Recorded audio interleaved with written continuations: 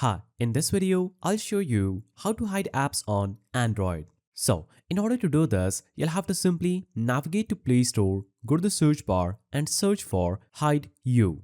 Now, click on Hide You Calculator Lock. Click Install and wait for the installation to get finished. After the installation gets finished, simply click Open. Now, after opening the application, click Agree and Continue and click Grant. Now, choose Allow Permission.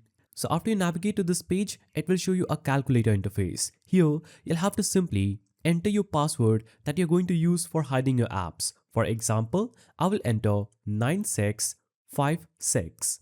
Now, click Equal to button. Now, enter the password again that you just entered and click Equal again. Now, it will take you to this page. You'll have to simply click Hide Apps. Now, choose the apps that you want to hide. For example, I will hide Instagram. Now I will click Next. Simply click Enter and choose the calculator. Now, after you do this, your interface will look a little bit different, but your app will be successfully hidden. As you can see, there's no Instagram here. If I go to the search bar and search for Instagram, it's not available.